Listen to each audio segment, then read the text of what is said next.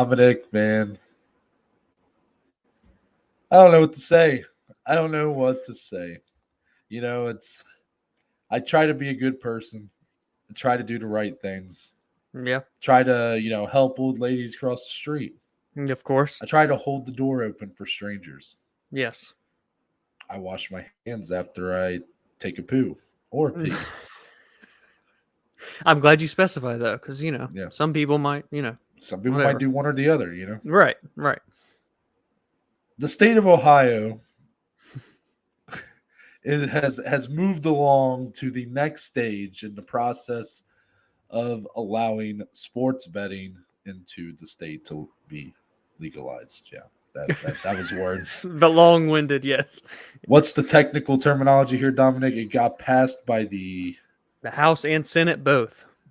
All that's left is a governor signature, and it is going to be the rolling. House and the Senate, like the big House and Senate. Well, like the state House and Senate. Okay, I was like at Capitol Hill. They voted on this. No.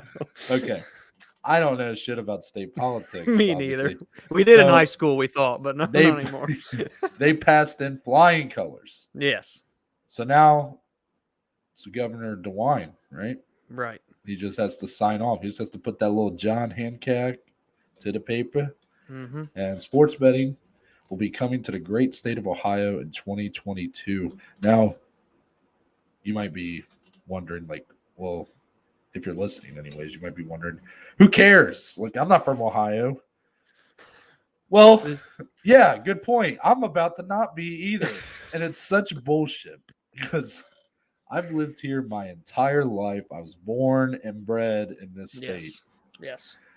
And right when I decide, you know what? It's time to leave the nest. Great opportunity in Louisville, Kentucky.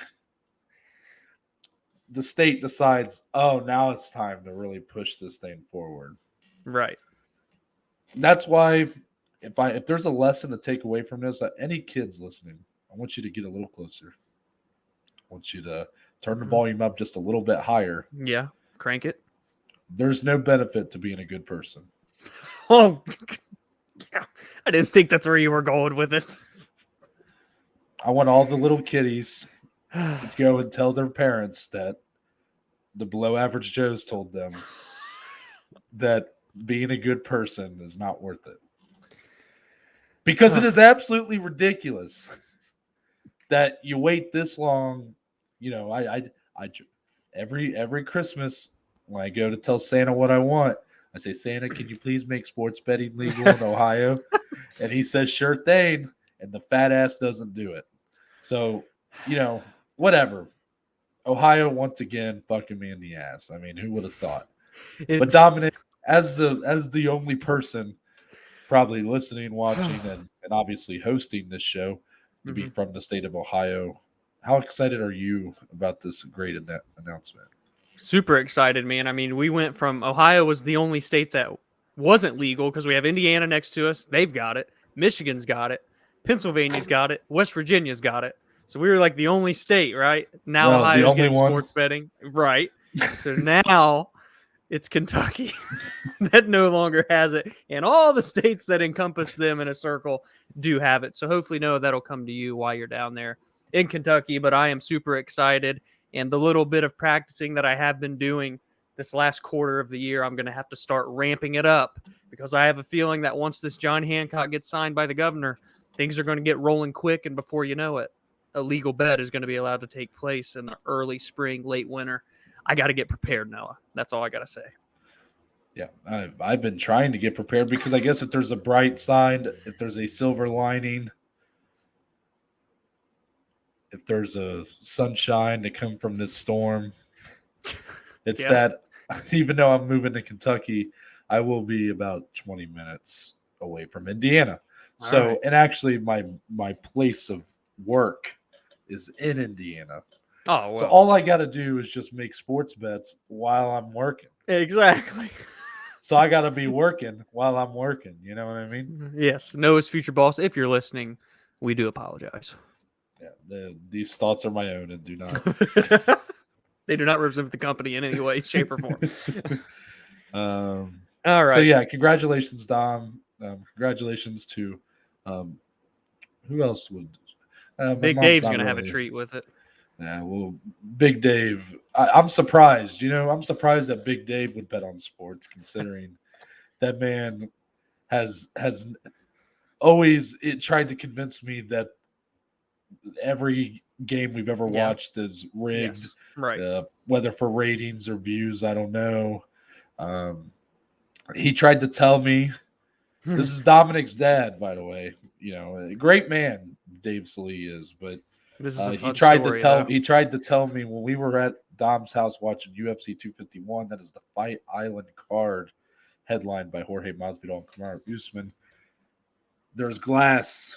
Well, that's because it's a building. Yeah. And Dave was like, come on, guys. There's definitely people watching. They're behind the glass. Yeah. He essentially thought there was a glass radius around the octagon area and that it was a literally fully packed stadium behind the glass. That's what he in Abu Dhabi right. in the middle of COVID.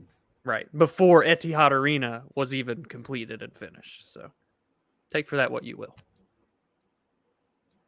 Big Dave, if you're listening, I hope you're doing well. Now let's move on to the fight announcements. And we got one. And I'm going to let Dominick take this one because it's a couple women he holds near and dear to his heart as two top 10 strawweights collide. Michelle Waterson. We last saw her in 5-round action in a losing effort to Marina Rodriguez. Is that right? That's right. Last time. She's going up against Amanda Ribas, who had a bounce-back win against Virna Jandiroba. This fight's happening on March 26th. We will talk about the significance of that date later. Yes. But for now, Dominick, what do you think of this fight? 3-rounder. Yeah, fun fight. Obviously, this is one that was scheduled to be had this year a couple of times, if I'm not mistaken. Amanda fell out with COVID during that. They kind of went their separate ways. Michelle Waterson has been out for quite a while. Also, traveling. I don't know if she was doing a movie or something, but she just recently got back to her home there in Albuquerque because she trains at Jackson Wink. So now she's in camp, obviously, for this fight with Amanda Ribas. Number 9 versus number 10.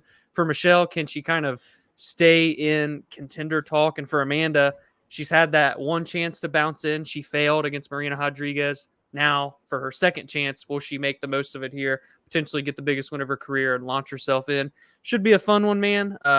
Michelle, obviously the karate style fighter, and Amanda, pretty well-rounded, but definitely the jiu-jitsu ace if it goes to the ground. But Michelle's pretty good on the ground too, so it's intriguing to say the least. And yeah, that's kind of all I've got for it outside of the March 26th that we'll get into in a second. Was that fight booked a couple times before, or are you thinking of Angela Hill for Amanda Ribas? Oh, I think she's had a fallout with both, if I'm not mistaken, because she did have COVID twice. Yeah, but... I mean, it would make sense. I mean, again, Michelle Waterson, number 9, Amanda, number 10 now. She was even, I think, number 12 or so, probably when that fight would have been booked. So definitely a fight that makes sense. I mean, Michelle Waterson is who she is at this point. She's a bit of a frustrating fighter to watch, but also can be very fun to watch. She's been in some fun fights, but for someone who is so dependent in a lot of ways on her stand-up, the karate style, she is a very frustrating fighter to watch in that element, especially when any distance gets brought into the fray. You've seen the memes, I'm sure, if you're listening or watching, where she's throwing jabs and she's about 10 foot away from her opponent. It's a bit ridiculous. But Amanda Ribas is someone who kind of likes to close the distance a little bit. Obviously likes to try to clinch you up and drag you down, try to really turn it into more of a jiu-jitsu fight, a fight on the mat, if you will. So I'll be curious to see how Michelle Waterson is able to combat that. Will she be able to catch Amanda lunging in? That was something Marina Rodriguez did a really good job of. And, Michelle, I don't know if she necessarily has the power to put away Amanda Ribas, but I'm interested to see how that goes, I guess, if she can hurt her enough to where it's significant damage, to where it kind of stops Amanda from trying to push forward, and then you kind of get them into a fight that's more in Michelle's favor. Right. I agree. So that's it for the fight announcements, but boy, do we have a lot of news. This is probably the most news we've had in a single episode since we kind of started doing this format. And one of the big headlines has got to be about Eagle FC. This is the promotion that was bought and now run by Khabib Nurmagomedov, one of his big adventures or big ventures, I guess, since retiring from fighting. And they announced that they are coming to the United States, which me and Dominic were very excited about this. I don't know, Khabib is one of the most decorated, accomplished mixed martial artists of all time, one of the best to ever do it. And for him to, he's always seemed like a very smart guy, very business savvy, very obviously knows the fight game. So for him to be at the head of a promotion, I thought could only lead to potentially good things.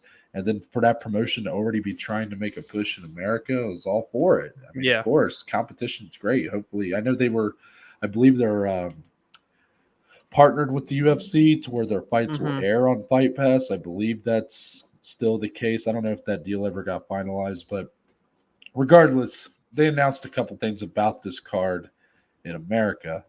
That being the main event being between the highly accomplished kickboxer, but also 14-0 boxer, 2-0 mixed martial artist, Tyron Spong. Hopefully I'm pronouncing that name right. He's going up against a legend of the MMA game, that being Antonio Bigfoot Silva. Also, and this is probably, in my opinion, the bigger, I guess, headline for this card, Rashad Evans coming out of retirement, the former UFC light heavyweight champions coming out of retirement. He will be fighting on this card.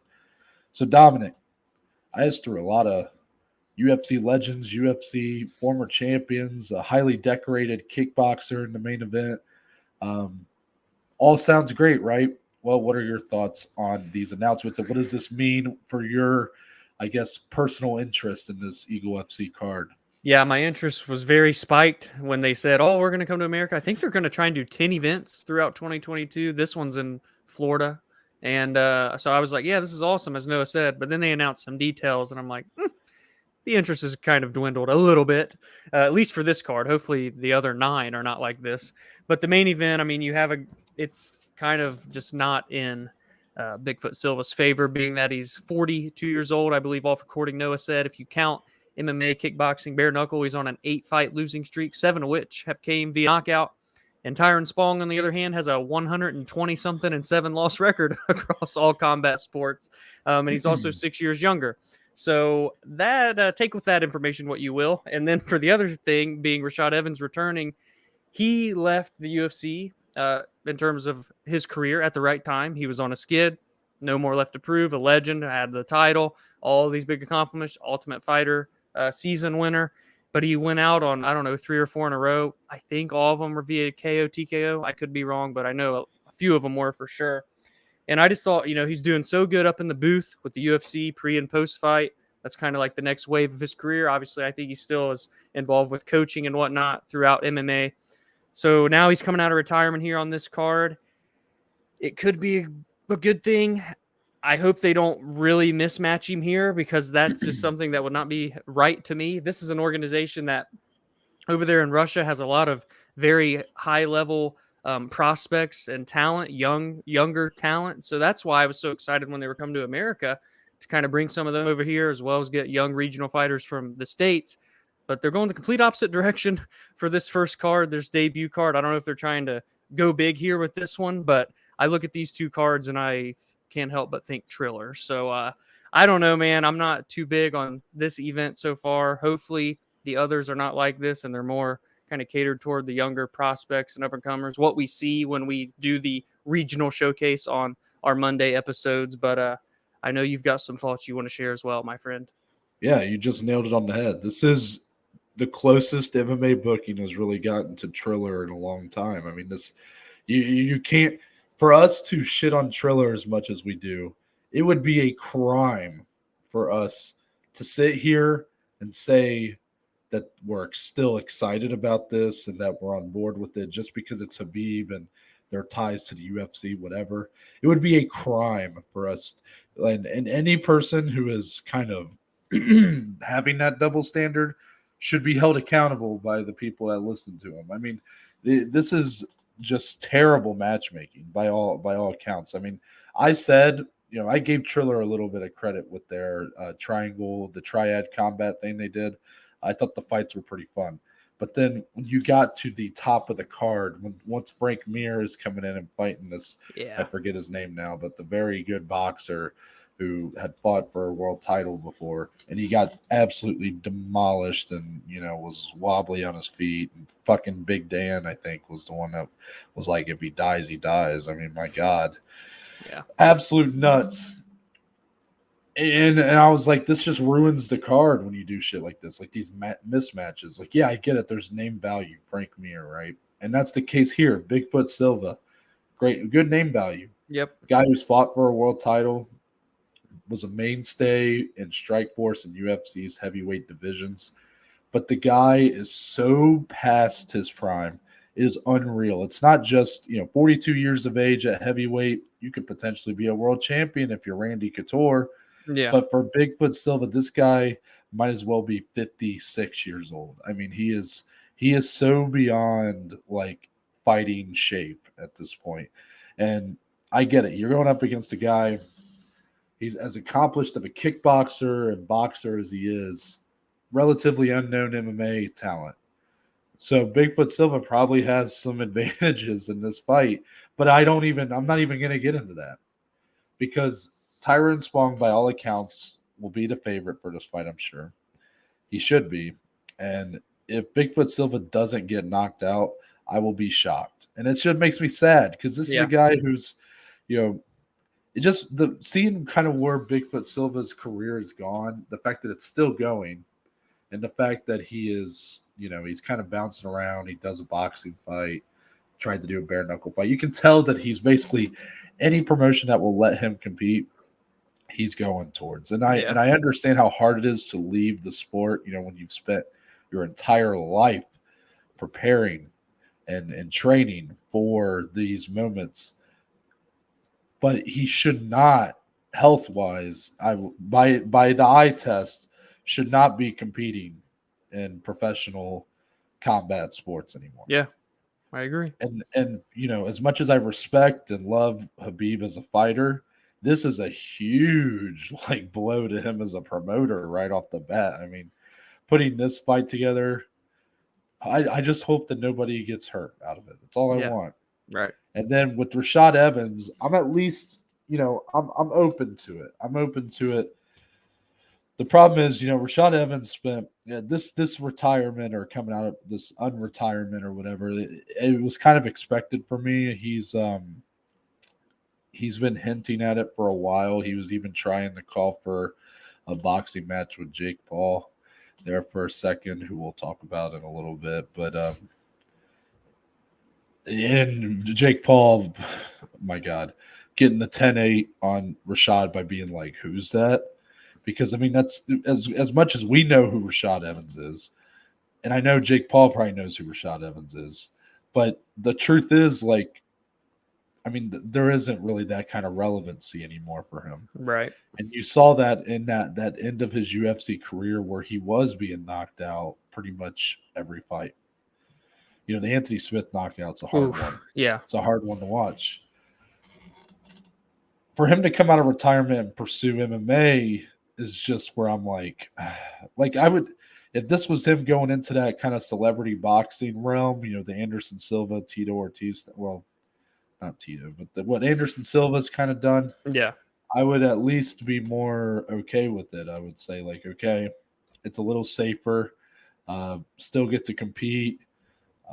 There's been a lot of rumors that Tyron Woodley maybe having a boxing match with Dan Hardy sometime next year.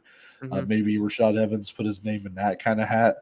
If you want to compete with another MMA legend or a name of the game and do a boxing match instead, all right, fine. Make your money, do whatever you got to do. There's not a lot of room for positive results here, but there's so much room for things to go really bad. Yep, that's a good way to put it. And it's just such a shame for a guy like Khabib, who is so respected as a fighter and has this reputation of being like this mentor and this he he is quite literally a leader of the people he's around. So now he's put in this position where he's sort of a leader of a fight promotion. And to have these fights be the ones that they thought, like, oh, these are the fights that are going to really get people excited. Don't fall for it, people. I mean, this is by all accounts bad matchmaking. Yeah. Bad matchmaking. Yeah. And I'm gonna treat it like a Triller card right now. That's how it feels. Yeah. So if we're gonna, if you guys are gonna talk shit about Triller, you better, keep that same energy. And it's unfortunate to say, but yeah. Next one here. This is another interesting thing to be coming out on Fight Week. So yeah. Dominick Cruz, who again we're going to talk about again later, he is fighting Saturday. By the way, this is true.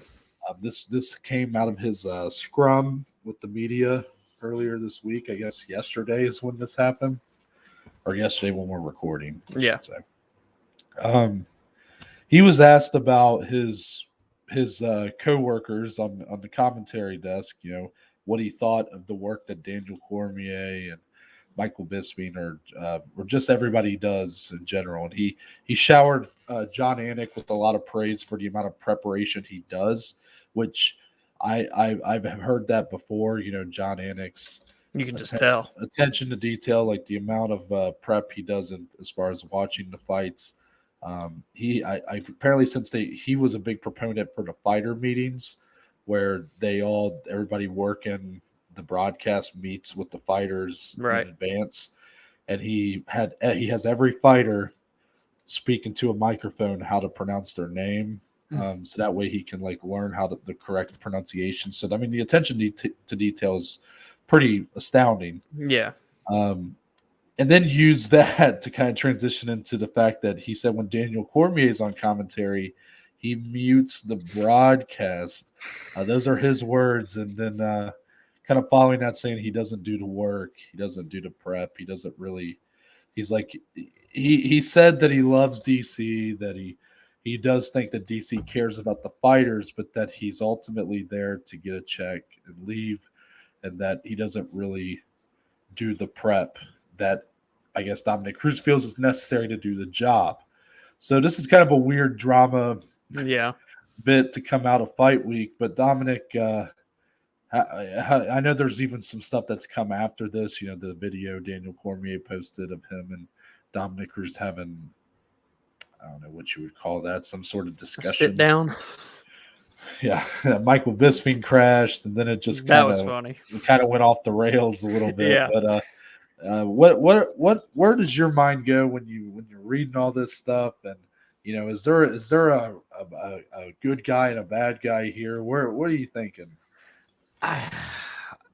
It caught me off guard. It's a bit odd being that they are coworkers and they're obviously friends. I don't think that they aren't, and that they're fake when they're together or anything like that. It was just Dominick Cruz, a guy that just tells it how it is, and he's kind of always been that way. I don't know if he even realizes sometimes when he says things that it's just cut and dry and it is what it is. And he doesn't like to be wrong though, which what you could tell a lot in his sit down. I'm going to call it a sit down with DC after the fact. And those two kind of just talked about it, and they were telling each other how they thought. And then Dom's like, well, I'm not wrong, but tell me, what's bad about me on commentary. And DC said, well, you're just a bit dry, and that's all, and blah, blah, blah. And then he goes, well, I don't think I'm dry, but there you go. That's your opinion, blah, blah, blah. Then Bisping came in. They kind of they brought up a point, though, that I thought was an interesting sound bite, whatever you want to call it, where DC used to have pay someone to do his preparation for him, or the note-taking portion. He said he would still watch fights, but all of the nitty-gritty kind of stuff he would pay someone to do. The background info. Right. Where DC, if you're still looking, by the way, I take pretty good notes for the show. Anyway, so I thought that was interesting. Then he was saying to Bisping how, you thought you wanted to do it at one point, blah, blah, blah. And Bisping's like, I want to give the first fight on the prelims the same amount of attention as the main event. It just turned into being just some wacky, fun, three guys talking the shit. And I don't know. We didn't really get much out of it. It's basically why you didn't like it, I think, the most. Yeah. But, at the end of the day, I don't think there's like a ton to take away outside of the fact that it was weird it came during fight week. DC now has to sit there and call a Dominick Cruz fight after this happened. So I think it just makes things rather awkward if you ask me.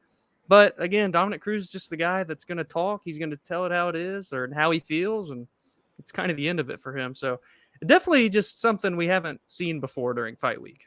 That's for sure.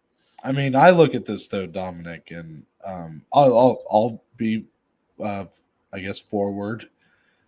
I mentioned on a previous episode that Daniel Cormier is my favorite of the fighters turned commentators, and while I still hold that opinion, you know, I do love Daniel Cormier on commentary. I like what he brings to the table. I will admit, it seemed like over the last few weeks, I don't know how far back I would go as far say that I started noticing that, you know, it seemed like every card there was one or two instances where it was like just a bit head scratching for Cormier, you know, forgetting a fighter he's interviewing's name, and I forget what fighter it was now, but it was someone who was pretty well known, and you know, one of them was Sean Brady.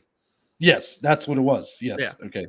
So when he forgot Sean Brady's name, I was kind of like, I mean, this is a guy that just won the co-main event. He's like one of the bigger, undefeated, bigger prospects, bigger up and comers of welterweight. I'm like, oh, well, that was a little strange. So I started noticing around, you know, with stuff like that, it seemed like maybe Cormier was kind of, what's the word, going through the motions a little bit, maybe in his prep. Yeah. And I'm not one to accuse anybody of anything. I mean, I don't know what he does behind the scenes. But I just started to notice little stuff like that. So when Cruz said this, I was kind of like, oh, like that makes sense.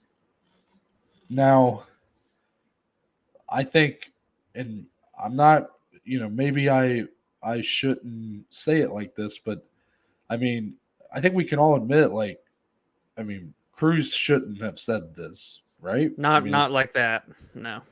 If you are really friends with the guy, if you really, you know, if you really value your friendship and your professional relationship with Daniel Cormier, I don't think that what he called hold him accountable, I don't think you do that in a public setting first.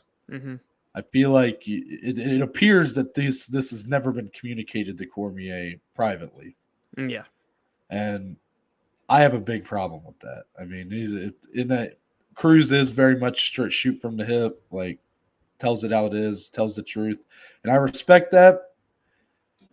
But I mean, come on, man. Like, yes, he was asked a question, but he was asked about everybody he worked with. He didn't have to, and I mean, you didn't have to say like unmute the TV. I mean, that's not really holding someone accountable. That's not love, as he was saying. Yeah. I mean, that's just kind of like, I mean, it's kind of shitting on someone a little bit. Well, and you know that when you say something like this to the media, no matter what else is said, they're going to take the negative portion and make the headlines of it, you know, and the articles and whatnot. Yeah, I mean, I saw a lot of the love part, but it wasn't that much. I mean, he said, "I love DC," and said, "I believe DC respects us fighters or supports us fighters." I mean, that's the only two lines that were positive. Everything else was, I mute the TV. He doesn't do the work, the preparation. He gets a paycheck and leaves. I mean, those are pretty big claims to throw at somebody.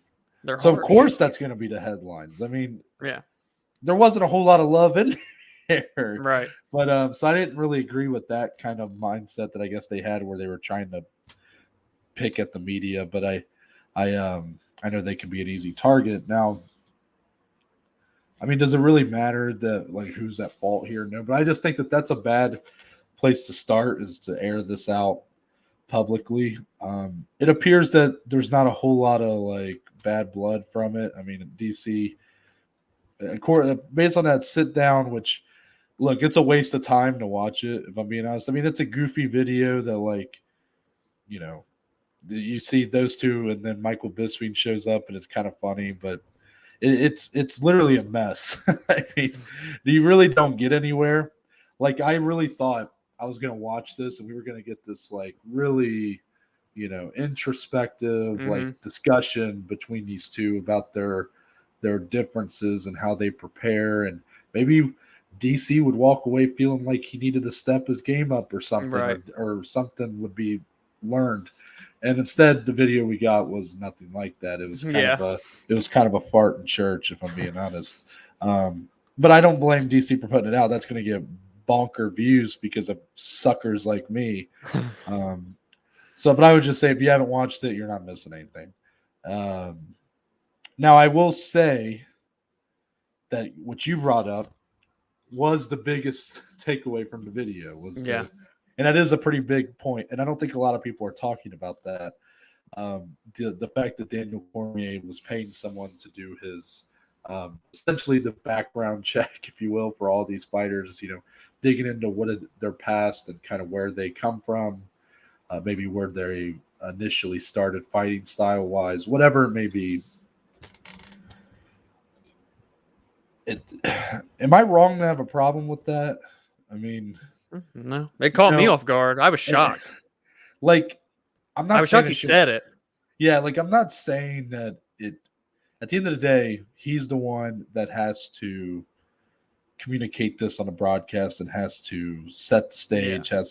But when you have someone else doing the work that you get paid to do, I mean, it comes off like it's kind of like cheating on an exam or something. Yeah, right. I mean, it's so weird. I was kind of shocked, that it got brought up, that it was said on.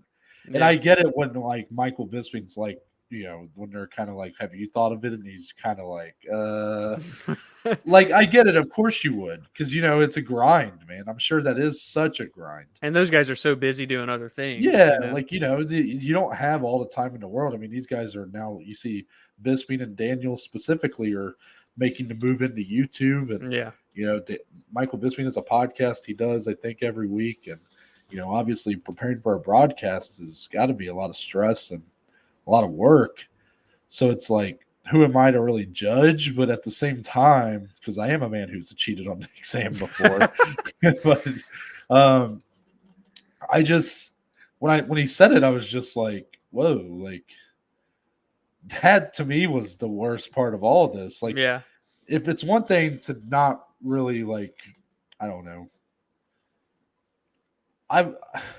When it came to you don't watch fights, I'm sure it is very important to watch the fights, the previous fights for these guys. I think Daniel, it sounds like a lot of what he does is just I called those fights, or I saw those fights live. I don't need to watch them again. Right. It's like us on here, if we were trying to, when we call back to when we talk about John Jones versus Thiago Santos, a fight that we remember very fondly, a great fight. Thiago Santos, one leg basically the whole fight, winning these rounds against Jones. But if I'm honest with you, I haven't watched the fight since we watched it in that B-dubs. And for all I know, I could go back and watch it, and I might score it for Jones. Exactly. Now that the the immediate, I don't know, the when you watch it live, you need to watch a fight more than once to truly score it. So when we're like, oh, I think John Jones has lost multiple fights in a row. Well, maybe we don't should go back and watch them. Yeah. So it's just for a guy to be put in a stage where he is commentating the card. It's a bit shocking to hear. I just overall, I think the paying someone part is definitely where I'm kind of like it started with me being like, okay, Cruz, that was a bit of a dick move. And then Daniel's like, paid someone to prepare. And I'm like, I can't root for anybody in this situation. I'm like, you both kind of shitty because you get paid to do this job and you're basically paying someone else to do the work in preparing you for that job. Mm-hmm. I don't know. That seems a little iffy to me. Yeah, a little fishy. Yeah. Any final thoughts on that one, Dominic? Do you think these guys are going to be able to sing Kumbaya and sit by the fire anytime soon? I saw someone tweet that clearly the next fight night, these three need to be on commentary and no John Anik or Brendan Fitzgerald. Oh. So obviously that won't happen because they're three of the fighter analysts, but still, it was just a cluster, man. And Bisping was just the comedic relief we needed in there, I suppose. Yeah, I will say the A team, as they call it, will be on commentary Yeah. Saturday. So it'll be Anik, Rogan, and Cormier. So, um, a lot of has been said about the Rogan Cormier combo, especially. But I'll be curious to see kind of how it goes Saturday now that this has been brought up. And especially during the Dominick Cruz fight. Yeah. Now here's some stuff we missed before we get into UFC 269. And that starts with a little bit of boxing. This is actually Dominick's favorite topic of the day. He said, Noah, I want you to make this a headline. And I was like, Dominick, the people would turn on us so quickly if we did. Do you know how much it hurt me to put them in the thumbnail again for this video? Oh, you did? Anyway, there's your behind the scenes look at how we feel, people. So, Tyron Woodley, the tattoo bet worked. He got that. He got that I love Jake Paul tattoo with the caveat that if he did so, he would get a rematch. And well, rematch he has gotten. Mm-hmm. Now he gets it on a week notice as Tommy Fury is out of his scheduled bout on December 18th. Yep, next weekend. Okay, I didn't know if it was next Saturday or next Sunday. He's out of that bout against Jake Paul. Now Tyron Woodley stepping in, and the first fight we didn't watch it. We watched Stephen Thompson. That's right. That's right. But which is so funny that we both did that, and I can tell you I'll probably do it again because the truth is, it sounds like by all accounts we didn't watch it, but the first fight was pretty lackluster outside of that one moment where Tyron had him on the ropes, hit him with a real good shot. But really, besides that, I mean, Jake Paul just kind of outpointed him to a decision. That fight was so exciting, so fantastic for the sport. They decided let's run it back. Yeah, why not? Right, biggest money fight of the year. And Tyron is talking big this time, Dominick. Yep. He said, I'm really going to let the hands go. Well, no, there's a bet on the line. I don't know if you've heard. If he knocks out Jake Paul, he gets an extra $500,000. Yeah, signed and sealed. So, Dominick, with all those elements being brought in, is Tyron Woodley going to let the hands go against Jake Paul? I just spit when you – I don't know. Fucking shit. I don't know, man. I was so upset. You're actually considering it. Oh no, I'm just considering on what I even want to say here with my brain. Okay. I'd like to hope he does because obviously he has the power to knock out Jake Paul. I want to bring this up because I heard this on the Chael Sonnen show with George Sedano. Chael, for what it's worth, though, the bad guy, Uncle Chael, he says a lot of things. It's part of the reason I love him so damn much. Yeah. But on his show, he goes, now I heard there was a rumor that in the first Jake Paul-Tyron Woodley fight, Tyron wasn't allowed contractually to knock out Jake Paul. He said, now, George, that's just a rumor. I'm just telling you what I heard. Chael gets a lot of that. He says a lot of these things. So if that's true or not, which I doubt, but that would be crazy if it was. This time around, $500,000 on the line if he can. I would like to think Tyron comes out and lets the hands go. He knows that he can hurt Jake. And at the end of the day, I still feel like he's an all-around. Well, maybe I can't even say that, though, because Jake Paul legitimately won the damn fight from what we heard from Stephen Wonderboy Thompson, that is. So I don't know. Noah, I'm just going to say this. I don't know if he's going to bring the hands. I hope he brings the hands, and I hope he knocks out Jake Paul. There. My favorite part is that we watched just Stephen Thompson gets brought into this because we both watched him. Well, unknowingly, we were watching the same thing. That's what I thought was so funny. Anyway. Yeah. Okay. Obviously, we're the MMA guys, so Jake Paul's done a great job of making himself the pariah of the fan base, and because of that, of course, we want Tyron Woodley to win. Tyron Woodley's one of us. And it's not just because it's against Jake Paul. It's legitimately because Tyron Woodley is an MMA guy. He's a former world champion, one of the best welterweights of all time in the UFC. Yeah. I hate that this is how his career's kind of went since he dropped 4 straight in the UFC, and then he goes to boxing. And the first Paul fight, like the buildup was great, and I will admit that.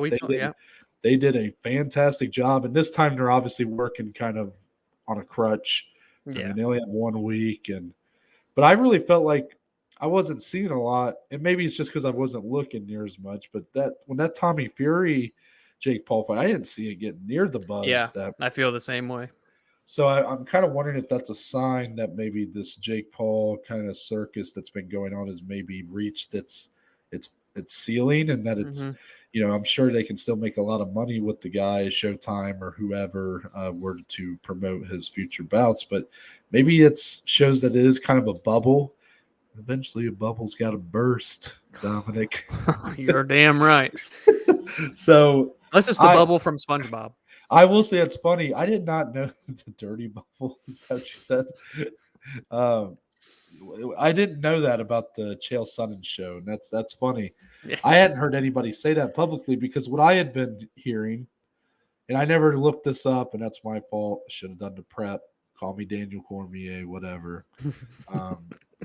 Was that there was supposedly a leak that Tyron Woodley's contract for that first bout had been leaked online. And that it did say in so many words that he could not knock out Jake Paul. Now, I don't know if that's true. I mean, how do you know it's a leak that it's his I don't know. I don't know. I'm just saying that I heard that. Maybe that was just someone spinning something from what they saw on Chael Sonnen's show. I don't know. But I do find it interesting that is kind of what – I mean, would I be surprised? No. But also, I'm pretty sure that's fucking illegal. Can we cue the meme? Can we pop that up on the show? That's fucking illegal. Because I'm pretty sure you could definitely bet on that previous fight. So if you bet Woodley by knockout because you had no idea the contract said he couldn't be knocked out, I mean, that's why I have a hard time believing that because Showtime was behind it. Showtime's pretty big at this point in the fight promotion. Yeah. So I don't know if I believe it. I just think what's more realistic, that Tyron Woodley wasn't allowed contractually to knock out Jake Paul, or that he just didn't let the hands go really like he has shown he hasn't in the last bit of his MMA career. I get it. You're fighting Jake Paul, a guy who's still a novice boxer, but he did kind of what Tyron does, at least that we've seen over his last few fights. And that's why I have no doubt this fight will go very similar to the first one. I don't see Jake Paul knocking out Tyron Woodley. If it does happen, I'll be very sad. But for Tyron, for this fight, I just think it's going to be kind of a, rinse, repeat, recycle, whatever, first one. And then we'll move on. Well, I like this second bullet here anyways. No. Yeah. So we mentioned Waterson and Ribas. That was happening March 26th. And what's interesting about that is that looks like it's going to be the first fight night in 2 years. Yeah, yeah. To be located outside of either the Apex in Las Vegas or Fight Island. Yeah. And it's coming. Come on. I'm getting to chills. Columbus, Ohio. That's damn right. No, knock on wood. Yeah, knock on wood. And the main event of that card, by the way, Jan Blachowicz versus Alexander Rakic, however you want to say it. You can say it both ways. But it's by all accounts, might be a great fight night. And Dominic, might I just say it feels pretty good to be emphasized, to be, we're the prize here. That's right. Damn right. So, Ohio, baby. But here's my question. Obviously, we're excited about this. We will be attending this if it happens. This is March 26th. Again, you even mentioned off recording. Every other fight night up to that point is still going to be in the Apex. Yep. That's where they are booking right now. So it looks like March 26th is the first. And I will say Aaron Bronstetter had an interview with Dana White, and he kind of asked him about this. He said, is that the first of what's going to end up being just events around the country instead of just doing the Apex? And Dana basically gave that answer of, I'm focused on next week. I'm not really focused on that. Things change so quickly that you never know. But I'm going to ask you, Dominic, is this a sign of the times? Are we finally getting back on the road? And is the UFC going to be traveling to basically locations week in and week out over the course of, I guess, April to then on for 2022? Yeah, that's a good question, man. This would be almost 2 years to the day where they were supposed to have the Columbus card that we had tickets to, got canceled when the world essentially shut down. So that's why I think they want to kind of start with Columbus, kind of pay it back, which makes sense. I'm still like in a bit surprised that they would do it, but it's fight night, so it's not like a huge deal anyway. So it makes sense. But then moving forward, I had the same thought going through my head. I'm glad you brought that up. It should be a fun discussion because I feel like they really are comfortable doing the shows at the Apex, and you got to think it saves so much time and resources and money for them to have it in-house, but they're still losing out on a gate. And, Nationwide Arena, for example, if it's in Columbus, that's 15, 16, 17,000 people, sure to sell out because events are never here. They're never in Ohio or even this tri-state area, hardly ever. I mean, for crying out loud, this one back here was the last time they were in Ohio. That was in September of 2016. I just shook my whole desk. I'm sorry if anybody got dizzy. So it would be interesting if they kind of start with Ohio and start trickling them out like they used to do. I mean, fight nights literally are all year long, and the UFC, it's kind of crazy that we've been looking at it for a year and a half now just in Vegas, and it seems so simple. But when you really look back over the years, you're like, damn, they would travel every week all across the country, all across the world, and it's like mind-boggling to think about. So I would be curious to see if that's what they want to do. I enjoy the Apex. I enjoy the fights with no fans, but I will say I've really started loving having those yelling, screaming fans, and I hope I'm one of them come March. So if they can begin to branch back out, I hope that they do, so long as it's beneficial for them. Obviously, it's great for the fans. Everybody's going to want to start attending these again. The more events they start having, the more that we could potentially reach out and go to and be a part of as well. So that's just selfishly me thinking. But at the end of the day, it's a lot for the UFC, but something they are not, like, they've done this for years at this point. So maybe they're going to branch out, say goodbye to the Apex, man, and for Ohio to potentially be the start of it. That's pretty damn cool. So you do think that they're going to... I guess it is a yes and no question. I mean, it was a good answer to give your thoughts, but I'm just, as far as, is that going to be the... Are we done with the Apex for the most part after March 26th? I think we will be. I think this will really kickstart it. And maybe not a week, every single week, but it's going to start kicking them off, and kind of a snowball effect, I think, is what I foresee happening. Yeah, I will agree with you. I might even say my answer might even be less than what you're thinking. I think you might see like one a month for 2022 be in, a location outside of the Apex, and then maybe sometime 2023 they'll start really going back to that kind of schedule they had before COVID.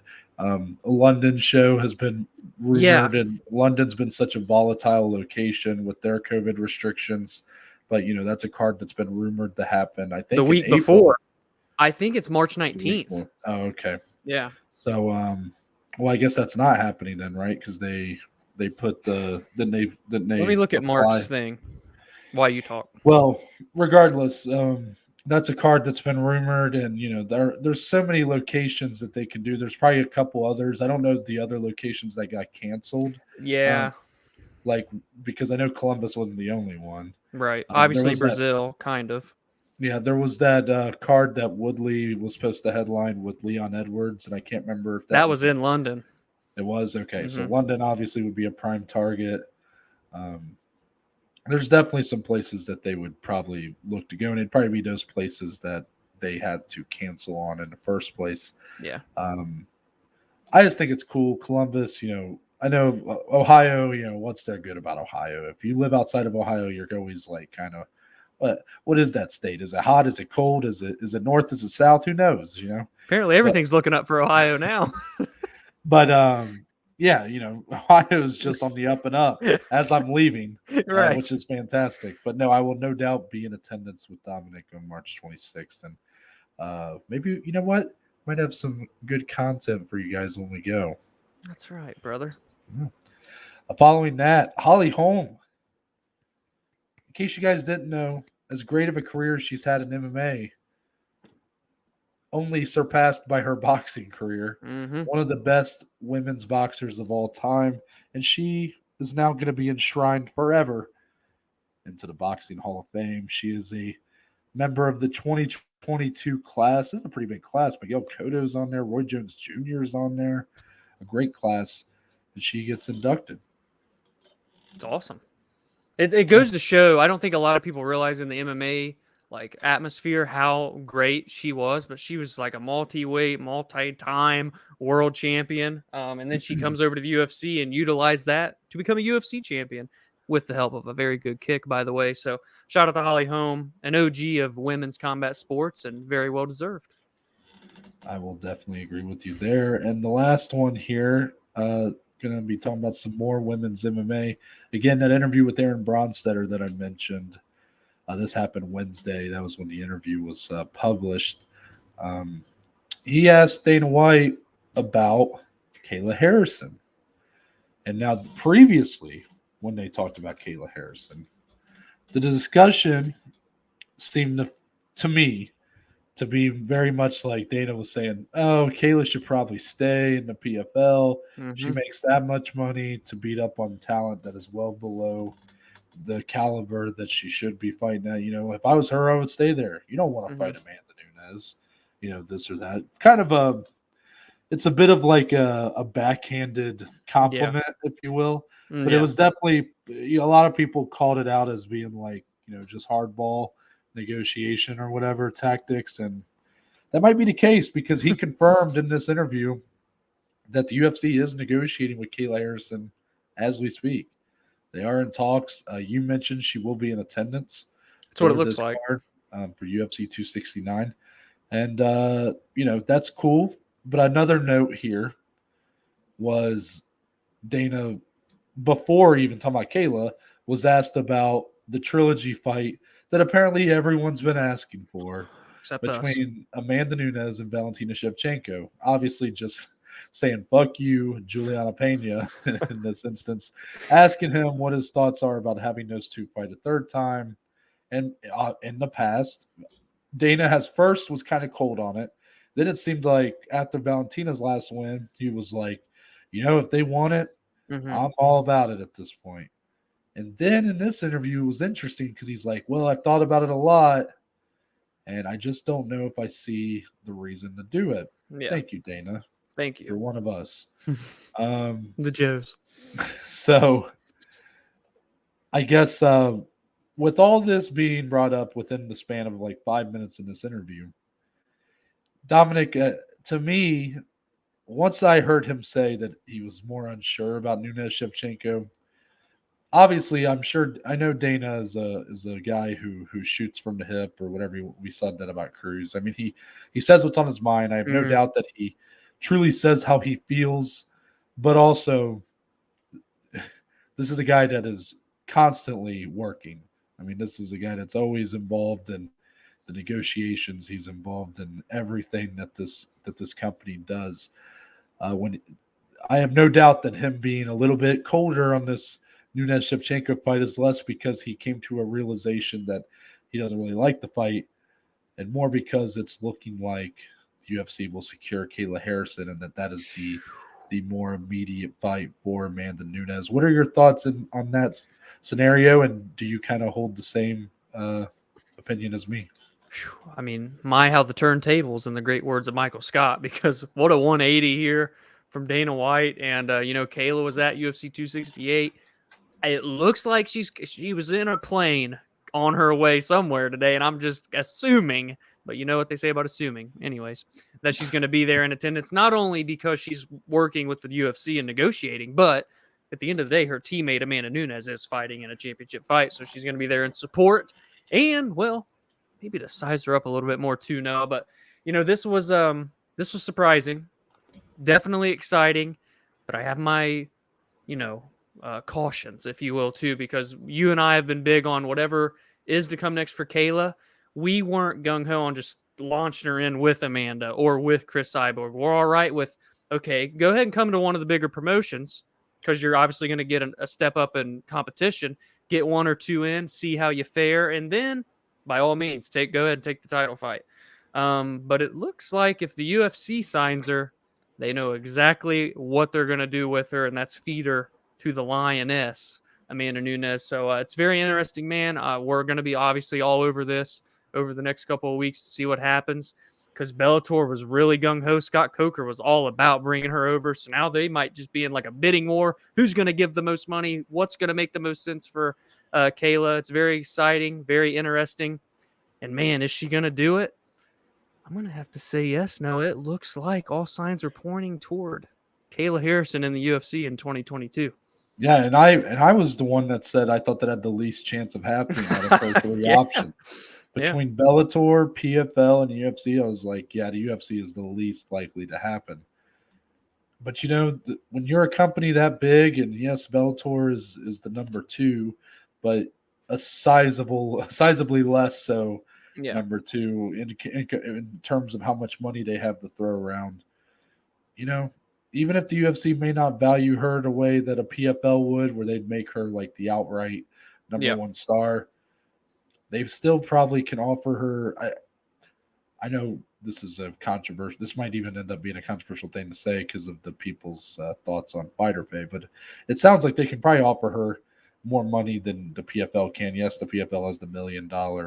You win, you get $1 million. But I'm just saying, you know, you can do a lot for someone's career to go to the UFC. The notoriety. It's not even just about like, you know, the fight, the money you're getting to fight or to win. I mean, you got pay-per-view points. You got the eyeballs that are on you, the sponsors. Exactly. What could come of that is very big, I'm sure. For Kayla Harrison, she has proven that she is special. Mm-hmm. My reservation is just the idea of throwing her and Amanda into a fight immediately. Now, am I saying Kayla Harrison cannot win that fight? No, actually, I'd be very interested in seeing how her wrestling would do with Amanda Nunes.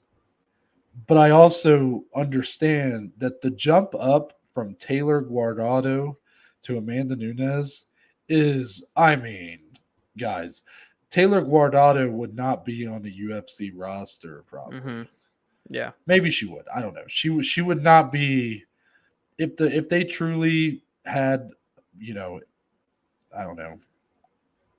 It's kind of a nil point because that was women's lightweight. But all I'm saying is she is not a UFC caliber fighter, in my opinion, Taylor Guardado.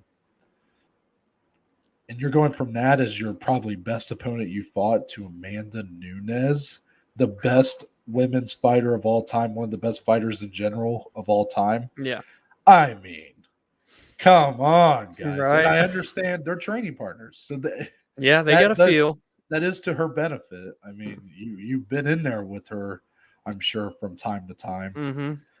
I don't know. I just think it's a lot to ask out of Kayla, and I think there's got to be a concern that if Amanda does get the better of that fight, and you got to favor her at least somewhat. Mm-hmm.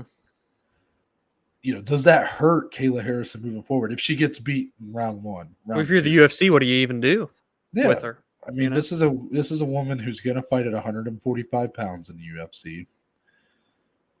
We just lost another women's featherweight fighter, Felicia Spencer, who, shout out to her. She's retiring, so shout out to her. But I mean, this division is not a division. We've said it time and time again. Yeah, it's just it makes me wonder: is this gonna be the move that would make them invest more? True. I mean, I think I keep holding out for that, but I don't know.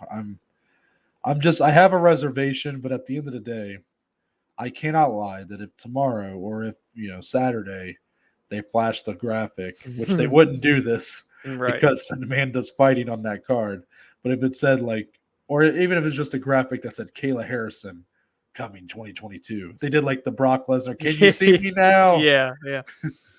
If they did that with Kayla Harrison, I cannot lie, I would be very excited, and I would, of course, be very hyped for a fight with her and Amanda Nunes. I'm trying to think of the long game here. So yeah, exactly. I think that's all for that one. Do you have anything else? Are you telling me it's time to actually talk about UFC 269? UFC 269 happens this Saturday. Ooh, I'm ready to run through a brick wall. We start with this main event, the main event that I have been waiting to talk about. I mean, I have been waiting for this day. Rolling up the sleeves, Noah. This Also is because it's just hot in here. This is the working man's fight. The Blue collar fight right here. Yep. As Charles Oliveira looks to make the first defense of his UFC lightweight title against the number one contender, Dustin the Diamond Poirier. Now, Dominic, 2021 and even 2020 were big years for these two. You know, Dustin has really kind of came alive of sorts in terms of for the not just for the hardcore fans who knew that Dustin Poirier was great, but he's kind of went out there and proved it to even the casual fans. In 2020, he had a war with Dan Hooker, a fight of the year. Used that fight and kind of transitioned into the two fights with Conor McGregor, which, you know, obviously put him on a different level. While I wouldn't say that he's some pay-per-view draw now, I would say that just having that amount of eyes on him has at least put him, you know, on a level where he's at least recognizable now. Oh, yeah. And to get the better hand of both of those, to finish Conor McGregor in both of those. Yes, I know the second fight, blah, blah, blah, blah, blah. But by all means, Dustin Poirier is kind of a made man. He got the hot sauce now. Yeah, it's good, too. He's done a lot. Charles Oliveira, another one, this is a guy who 5-6 years ago was this journeyman, this middleman, this guy who, when he got hit with a clean shot, he would just roll over and quit. And he has somehow went on this huge winning streak. And, you know, not a lot of names might not jump off the page, but you get to the point where COVID hits, that very first main event in the COVID era, if you will, in Brazil, where he submits Kevin Lee. Kevin Lee not in the company anymore, but still a good win. You follow that up with the performance of the year for the 2020 Joeys, as Charles Oliveira got the better hand of Tony Ferguson for 3 rounds. And then Dominic, he wins the big gold belt against Michael Chandler, knocks out Michael Chandler. Did you guys watch Michael Chandler versus Justin Gaethje? Yeah. Just saying. I'm not saying, like, look, guys, I'm not saying that. I'm not saying Charles Oliveira's got more power than Justin Gaethje. But when you look into it, I'm just saying, you look at the fight. Charles Oliveira knocked out Michael Chandler. Justin Gaethje couldn't do it with his best shots. I'm just saying. Now, Dominic, I've just set up a lot there. But my question for you, you know, if you want to get into kind of why this fight matters so much to you, but I also want to kind of take you in a direction. Is the champion being overlooked in this matchup because of the, I guess, the significant name value jump that Dustin Poirier has taken in 2021? Well, I'm going to answer the latter first because he's 100% being overlooked. He's the betting underdog. We talked about it in our Twitter group chat, you and I. When we're liking each other's messages, putting fire next to them, you know we're on another wavelength of thought process. So, you know, I'm not like surprised he's the underdog because of the huge year that Dustin Poirier has, and a lot of that probably does have to go toward, you know, the casual audience being that he's the betting favorite. But Charles Oliveira, man, he has done nothing but improve fight by fight. He's won 9 fights in a row. Okay, 8 of them are by way of finish. And I'm glad you said that. Yeah. And it's just astonishing. Noah said he used to be this journeyman. He couldn't even make weight successfully at 145 pounds. He's had injuries in the past. The weird one with Max Holloway. Yes, he's fought Max Holloway, people. He's been in there with everybody. And here he is today at the top of the mountain. Noah, he's only 32 years old. Dustin Poirier, also only 32 years old. These are 2 guys that are in their absolute prime right now. And they are the 2 clear-cut best lightweight fighters in the world right now. And they're colliding for the fucking championship of the world. And they earned every single bit of it too. Not a single bit. Not a single thing was given to these 2 guys. 54 you can say, combined UFC fights. I mean, fun a fun fact is that if Charles Oliveira were to win on Saturday, that would put him at 20 wins inside of a UFC octagon. He would be only the 9th fighter to do that. You know who one of those 8 that's already done it is? The Diamond. Dustin Poirier has 20 wins in the UFC. So, I mean, it's just these guys are some of the most accomplished ever. And, for Oliveira, the title win was spectacular. He does it against a spectacular opponent.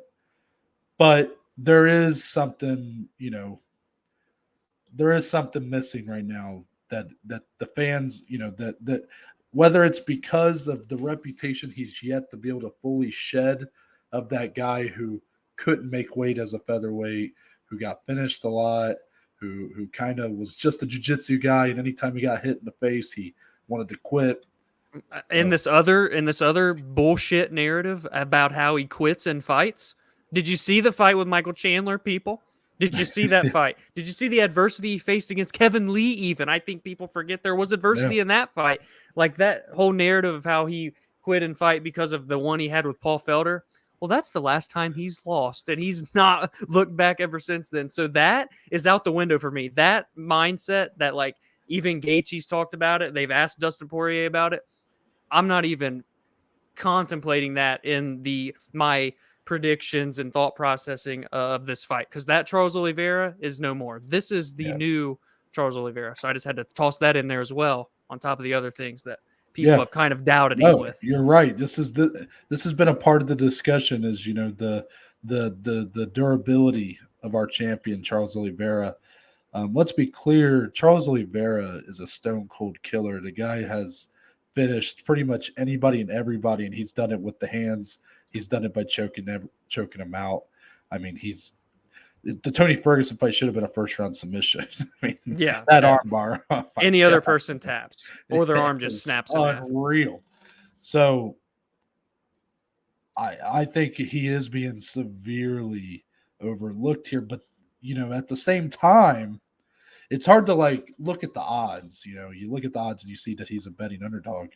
And my immediate reaction is to be like, man, you motherfuckers. Like, you motherfuckers. Yeah. You really going to sleep on this man? But then you look at who he's fighting. Dustin freaking Poirier. He's fighting Dustin Poirier. And, a part of the reason why I think that narrative keeps being brought up, Dominic, about, Oliveira's past, the fighter he used to be, is because Dustin Poirier has never been that fighter. A dog. Yes. Don't get me wrong. He's had his ups and downs, whether it was when he was a featherweight, when he fought Conor the first time, or even as a lightweight. Remember when he got knocked out in the first round in like a minute by Michael Johnson? Yeah. Michael Johnson having one of the most amazing careers for a guy who never made it. Yeah. Like crazy. But he's never been a guy who's looked at as like a quitter. He's never looked for a way out. He's been in so many wars in his career.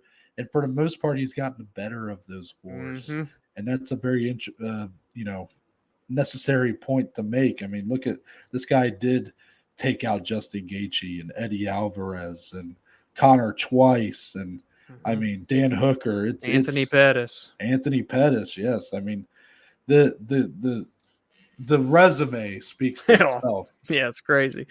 And it's not just an Oliveira. I hate when people use they try to tear down one guy to build up another. That doesn't need to be done here. Sure, Oliveira has that past and whatever, and you can say whatever about his resume. The reality is Dustin Poirier's resume is better than probably any fighter in any division, especially for a guy who's never won the belt. Yeah. At least the undisputed. He beat Max Holloway, which is a name I didn't even bring up right there.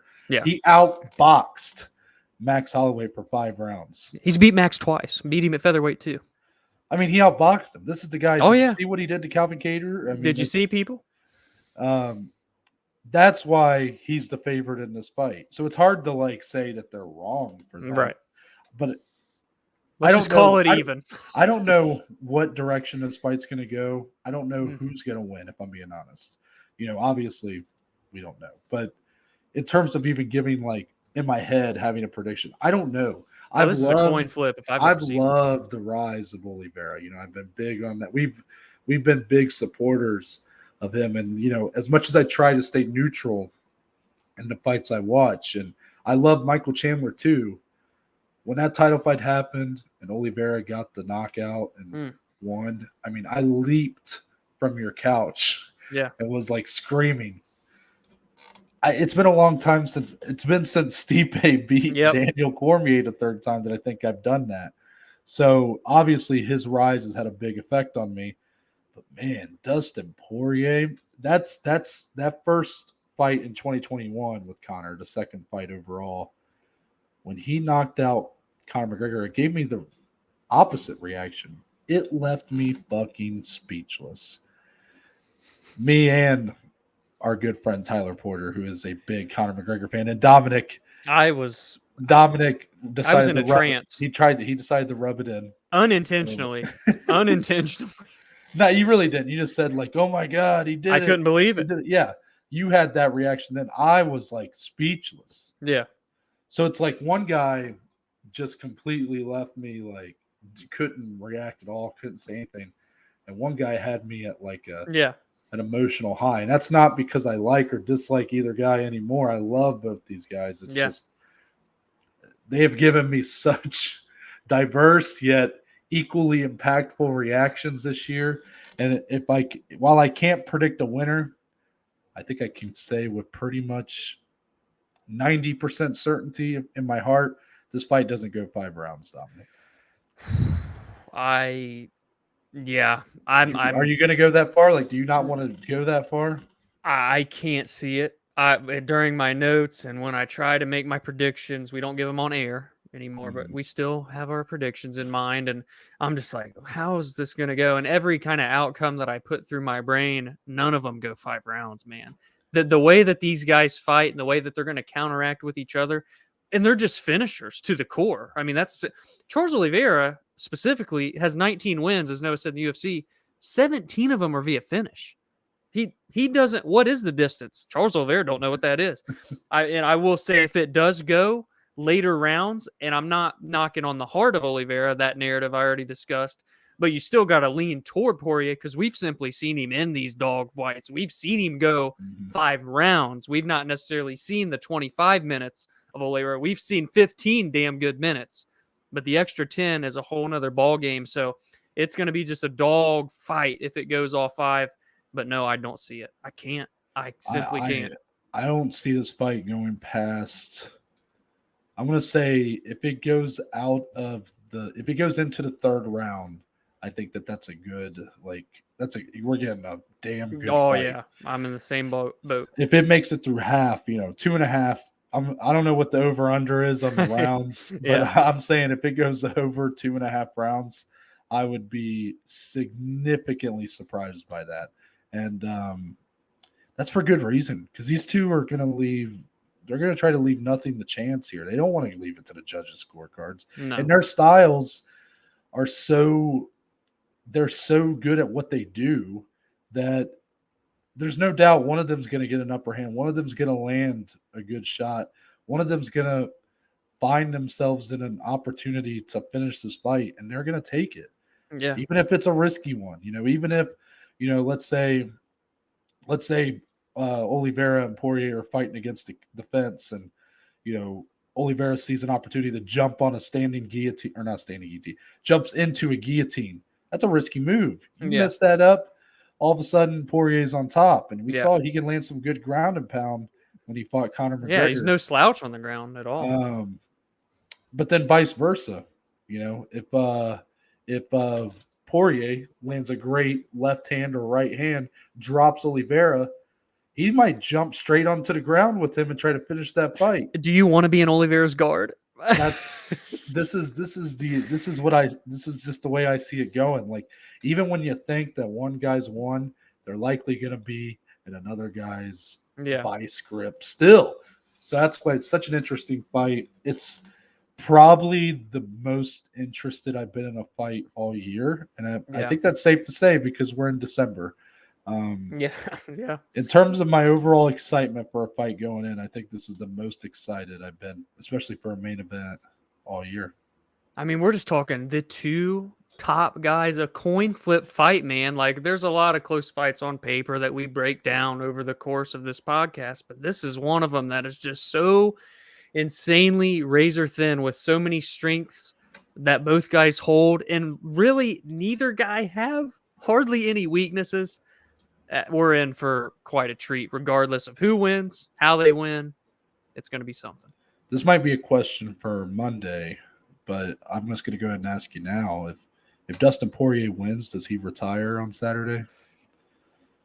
Prior to media day, I may have been very strongly leaning toward yes. But he had an interview with Bisping with BT Sport, and he kind of laid out and made it clear that no, if he wins, he does want to defend the belt.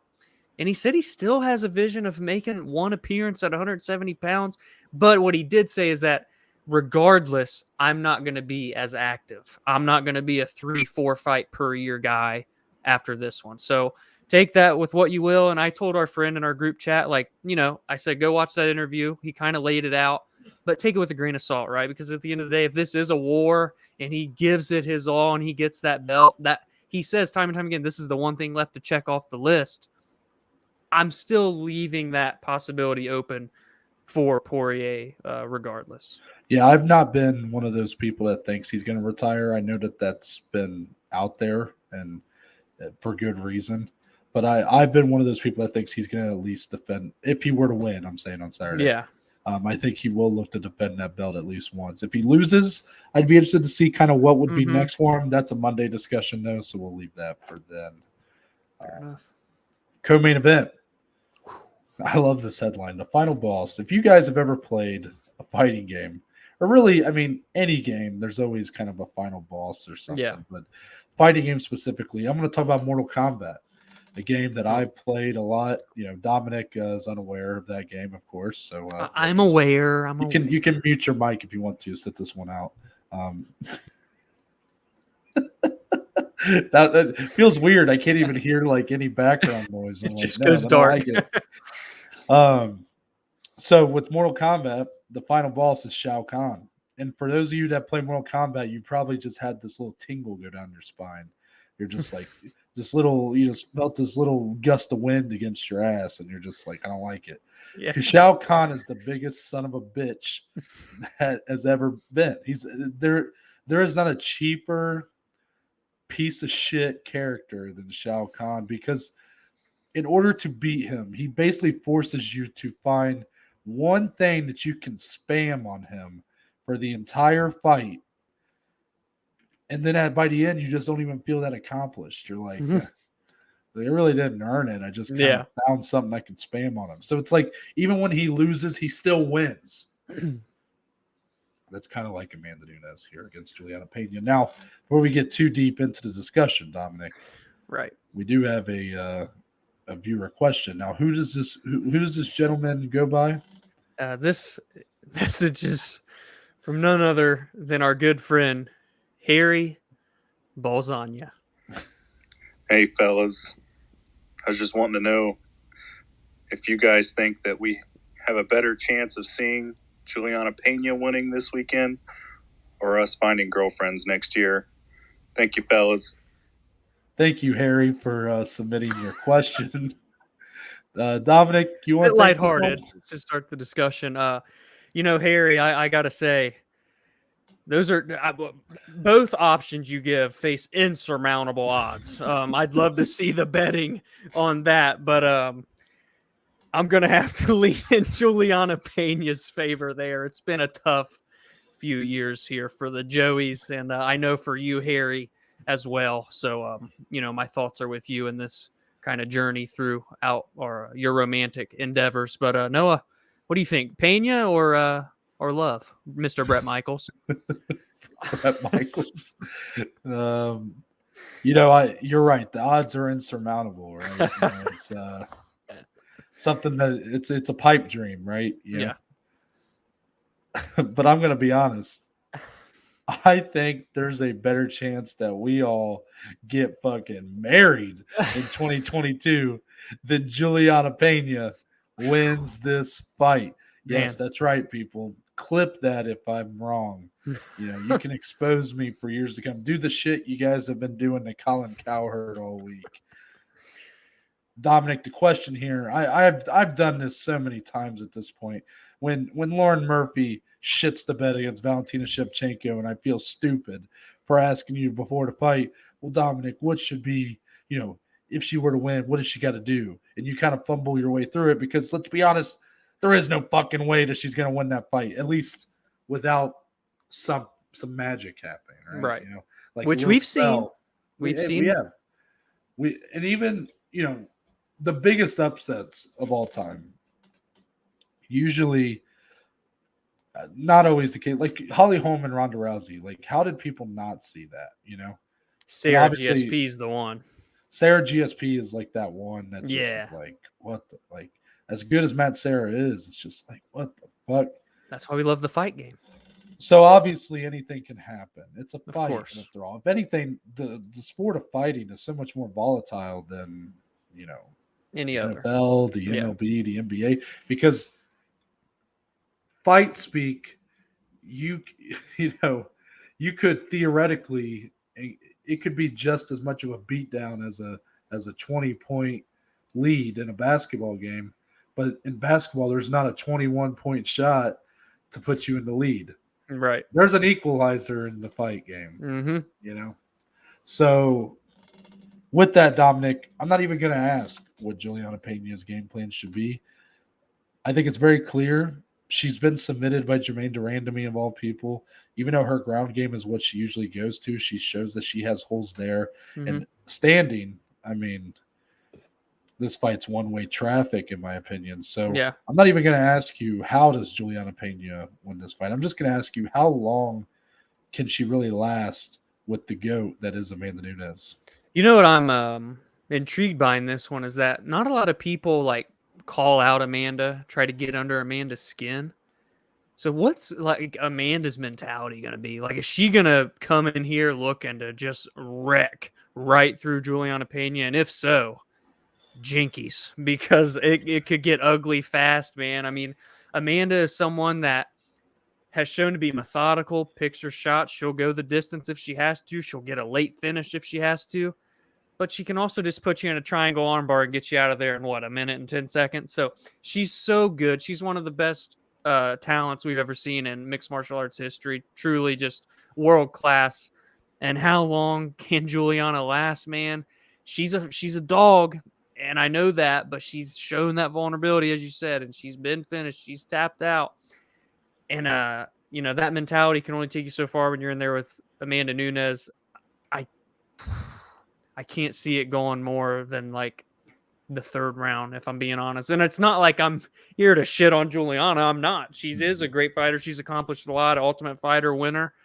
But it's just, as Noah pointed out, the final boss, there are levels to this game. And Amanda Nunes has shown time and time again through 7 title defenses now, 12 wins in a row, multi-division champion. She is just that damn good. Yeah, I like Juliana Pena. I think she's a good fighter. It's just, you can't be good and beat Amanda Nunes. Right. That's not a thing. At this point, you have to be perfect. Like, she's ranked what? Third? She's ranked third in the division. Yeah. So technically it's like number 4 if you put Amanda at number 1. And I think that's pretty accurate. She's like the 4th or 5th best women's bantamweight, which means that she's probably 10 levels below Amanda Nunes at this point. Mm-hmm. That's not a knock on her. That's a credit to Amanda Nunes. But the reality is that even in what Juliana Pena excels at, she still has a lot of holes in. She got submitted by Jermaine Durand to me. Mm-hmm. I mean, do I need to repeat that? Go ahead if you want. I think you get the point. It's Jermaine Durand to me, world accomplished kickboxer. It was her first submission win ever. Yeah. I mean, this woman's been competing in MMA for 20 years or so at this point. I'm just saying that even though she has some skills, obviously, especially when you go to the ground, she can, you know, she's very competent.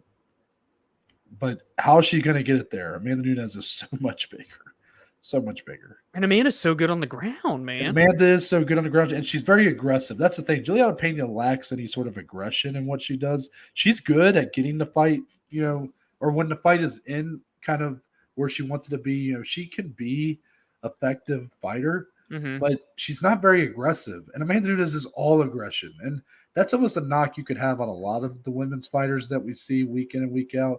There's not like a ton of aggression in kind of what they do. And that's why you see people like Amanda Nunes, like Valentina Shevchenko, like Zhang Weili, like Rose Namajunas excel so much because they are all aggression. Jessica Andrade, another one. Yeah. They come out and they really bring the fight. It kind of leaves a lot of their opponents like a deer in headlights. Like they just, what's happening? What's happening? Oh, you're about to get run over. Well, it showed a lot when Amanda fought Megan Anderson, especially, too. And that was a fight that people at least were like kind of wondering, Megan Anderson, bigger than Amanda Nunes. Yeah, strong. Might have some power, maybe. That was the wonder going in is like, this is the first time Amanda Nunes is probably going up against someone who's bigger than her. And Amanda, I think maybe being a little pissed off that was even brought up, got her out of there very quickly. I have a hard time seeing this fight get to the second round, and if it does, I don't think it lasts much longer than that. This is all Amanda Nunes all day. It's hard not to agree with you, partner. Lower on the main card, now or never, for the former bantamweight champion of the world, Cody Garbrandt.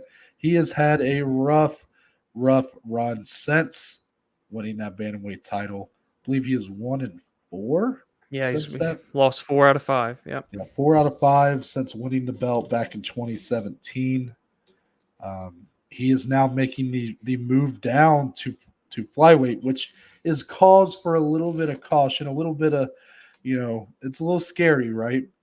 But Dominic, surprisingly, and he's going up against number 6 ranked flyweight, Kaikar France, which we'll talk more about him. But what's kind of interesting is we didn't really realize this because Cody is known for his knockout power and for his ability on the feet, but he's a smaller bantamweight compared to a lot of the guys he was fighting. And I mean, an interesting note was he weighed less than Henry Cejudo on Fight Night when Henry fought at flyweight when Cody was fighting at bantamweight. Does that make sense? That makes sense. I believe he told Joe Rogan once he would walk around at 138. Like he didn't cut weight. Yeah, which I will say he looks great, at least from the pictures I was seeing. I didn't see the scrum for him if he had one. I didn't see how he looked there. He looked good. But I thought he looked great, like in the pictures that he was putting out. I was like, he looks very cut, obviously.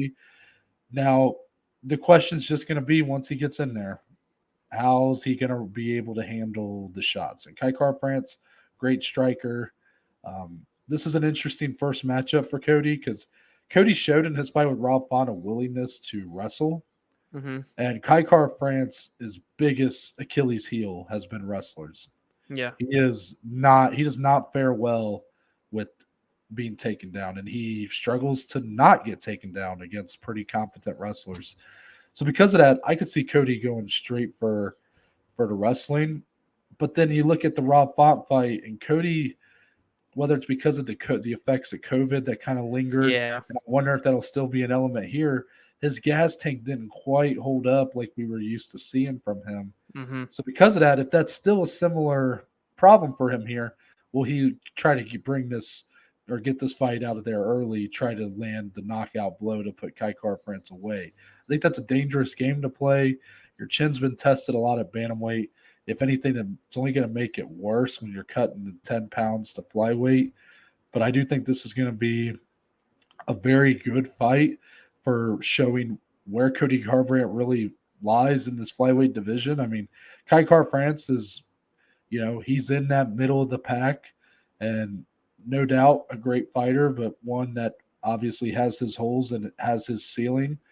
And I think if Cody Garbrandt is serious about staying here, about making a title push here, he's going to have to get past Kaikar France to put any sort of confidence in me or anybody else, I would say.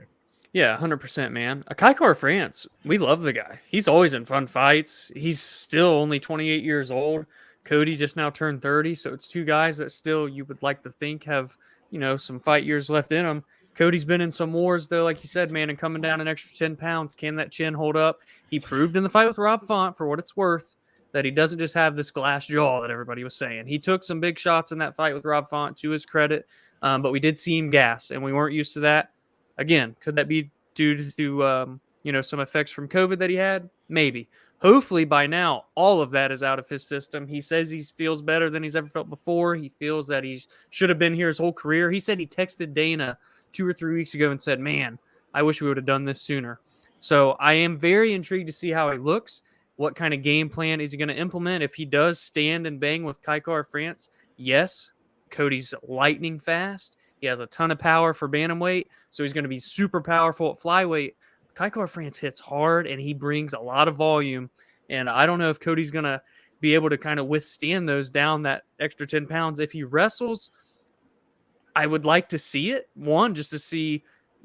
Cody is an amazing wrestler, and he's been with Alpha Male for years, but it's something we've never seen him do outside of the Rob Font fight because he just loves boxing and striking with people. If he uses it here, it might be his best path to victory. Could see a different side of Cody we've never really seen and be a fresh start in a fresh weight class. For him, if he comes down and can starch or run through Kaikar France, let's be honest, people, he's likely going to be put into the winner of Figgy Moreno, assuming they don't have something crazy happen in January, like another draw or some shit. And that's just how it is, because Cody was originally supposed to fight Davison Figueiredo, for those that remember, until he had COVID. So he has a lot to prove here in this one, not only because he's coming down, but because there's big implications in terms of a title on the line. Kaikar France, he's looking to get the biggest win of his career and kind of just halt this guy Cody trying to come down and take what's his, I guess, if you will. Yeah, I'm sure guys like Askar Askarov and Alexandre Pantoja are going to be upset to hear that, but it's the reality. Yeah, I mean, Cody Garbrandt's going to be the biggest name in this division immediately, and with the win, putting himself in close to the top 5, there's no doubt that I would say if he wins and does it in an impressive fashion, which is that is an element, like it should be an impressive win, then I think you look at him fighting the winner. And for Kaikar France, let's not, look over the fact that if he wins this fight, I don't think the same is on the table. I don't think he leapfrogs either of those two guys I just mentioned. But no doubt a win over Cody Garbrandt, and he's put in the talk. He's right back to where, he lost some momentum, I would say, over the last year and a half, 2 years, but no doubt he's right back to in that discussion with the top of the division. Yeah, I agree. Now let's get into the rest. Some interesting fights to go over here. Let's start with this featured bout that's been kind of a weird one. We talked about Jeff Neal's arrest on, I believe, last Friday. No. Monday. Yes, Monday. One of them. Yeah. We talked about Jeff Neal's arrest then and kind of not being sure if he was going to fight or not. And really, there was no doubt, I guess, that he was going to fight. No charges were filed, apparently. So here we are, Jeff Neal, Santiago Ponzinibbio. And it's hard to not, even though we could be overblowing it, Jeff Neal spoke out at the scrum, kind of made it sound like it wasn't that big of a deal. He had a couple drinks with his girlfriend, he said, on Thanksgiving. When he left, he got pulled over. The cop tested him. He had blown over the limit, which he claims should not have been the case, and that he gave a blood test after. So that's the results from that are coming back. Meanwhile, he also has a gun in the car, but I guess it's a gun that he legally purchased, legally owns. Weird stuff. He definitely downplayed the whole thing, and I'm not sure if I 100% believe all of that, but all in all, he's still fighting here against Santiago Ponzinibbio, and maybe the situation is being overblown, but it has to be a part of the story here. Oh, yeah. 2 weeks before a fight, you're having drinks to the point where you can't drive, which I know it doesn't take much to blow over that limit, but it's cause for concern, I think, to say the least.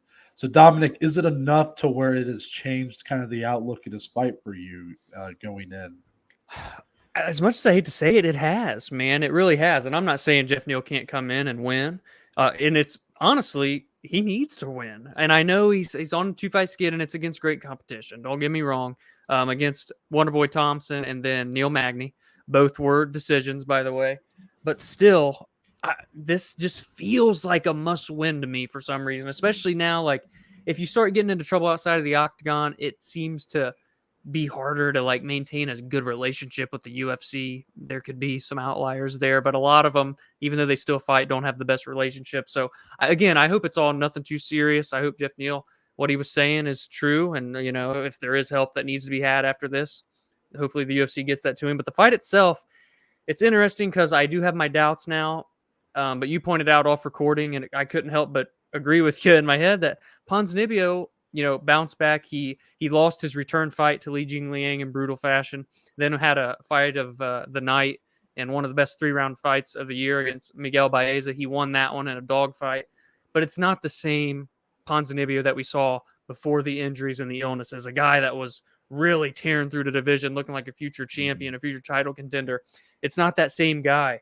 So in this one, I'm essentially now sitting here like, what the hell are we even going to see from either guy in this one? It could be fun. I mean, both guys like to finish fights, but I don't want to say it'll be boring. I just don't know what I'm going to see, Noah. That might be the best way for me to put it. Well, let me try to help you with this, because it seems like, okay, it's a fight it's appropriate for being the third fight from the top. I mean, it's a good fight on paper, but with the elements of, is Jeff Neal mentally in the best place? Which is that fair to even speculate on? I don't know, but it's like, you know, is he in the right place mentally or even physically? Like, is he really in this fight?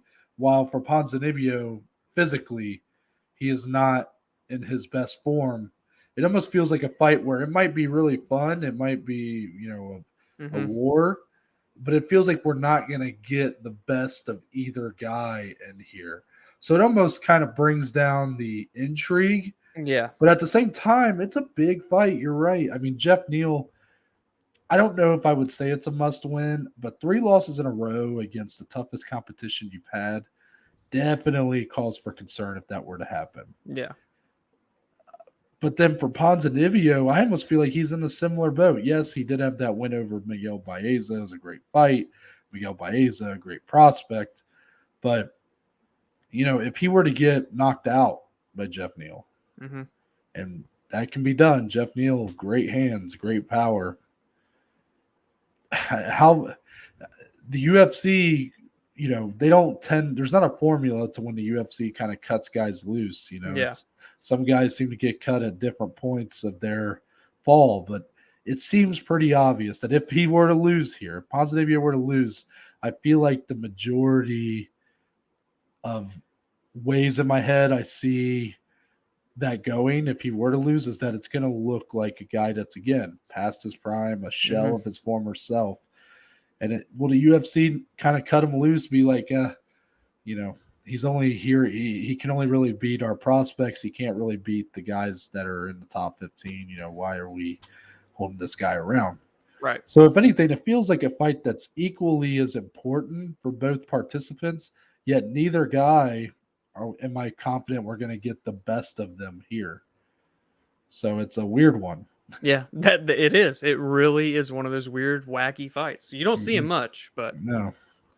We opened our pay-per-view with a very interesting fight, I think. Yeah. Obviously, there's some people that are kind of like, oh, why is this on the pay-per-view? But guys, let's be real. Sean O'Malley is a star in the making. He is one of the brightest and best of this young and talent-stacked bantamweight division. But Dominic, he's not being given a scrub. And people think he is. That's where I thought you were going at first. Which is crazy. Yeah. I mean, that is a part of this absolute crazy. And it's because Sean O'Malley is kind of like, he's not to the point of like, you know, like Conor McGregor, Nate Diaz, whatever. But he draws in he does have a casual fan base behind him. Yeah. Even though, like, it's weird. Like, it's not like he's some pay-per-view draw. I mean, he's on the pay-per-view, but he helps a little. Yeah, like he's definitely got a boosted profile. Yeah. But he has a lot of casual. And I remember I've just seen so many people calling fucking Raleigh and Paiva a scrub. And you guys, look. Come on. Raleigh and Paiva, I will admit, when he was a flyweight, he was a bit underwhelming. Even the win he got, I believe, over is it Zamagulov or Zumagulov? Yeah, I think he did beat him. Yeah. That was a fight that most people thought he lost. So he had a kind of a rough run at flyweight, and it seemed like he was, maybe a loss or two from being cut. But then he moves up to bantamweight and has a awesome performance against Kyler Phillips, who's another guy that's very young and talented. Yeah, he's won 3 in a row now. Yeah, Paiva. Who is his win streak on? I'm curious. Besides, Let me go look. Well, you said the one. Was that his last win? I believe was. Let me check in here for you. Okay, so while you're doing that, it's just very interesting that this guy he's dangerous in this bantamweight division. Was ranked for a cup of coffee, and then of course shakeups happen and he gets taken out. This to me is a gut check for Sean O'Malley. Yeah. I believe in Sean O'Malley's talent. I believe that this guy has a very high ceiling, but I also believe in the talent and potential I saw in Raleigh Paiva in his last few performances. So before I finish this, do you want to go ahead and give me the names? So the win streak: Mark De La Rosa, Zalga Zumagulov, and Kyler Phillips. Yeah. So it seems like even though he has the win streak, as a flyweight, he was a bit underwhelming. Yeah.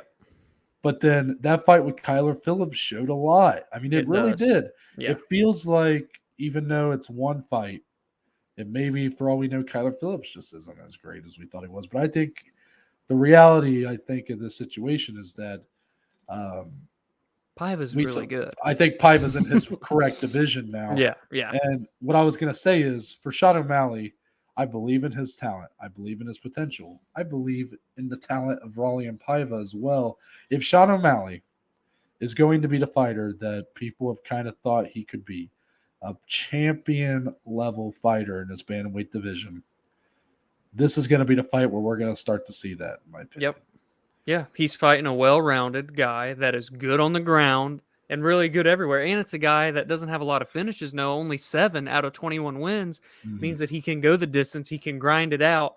And we've seen Sean doesn't look the best when it goes the distance. He still looks good, don't get me wrong, but he shows more vulnerability as the fight goes on. What I'm really curious is in this one too, I think Sean is going to look so much bigger just because Sean is a very big bantamweight.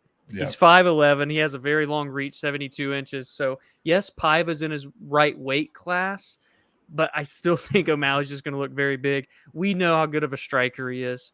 It looks like he's working on some of his grappling from what we've seen with some of the PI videos this week, but, that's all just training videos. We'll see how it looks in a fight. But he's really going to have to show a very well-rounded skill set here, I think, to beat Paiva. I don't think he's going to go in there and just steamroll through him. If he does, I'll eat my words. But I do think this will be one where, like you said, we get to see O'Malley tested and one that he needs to prove. If you beat a guy like this, let's really start boosting you up these bantamweight ranks. It feels like he is back to where he was when he was going into that fight with Marlon Vera.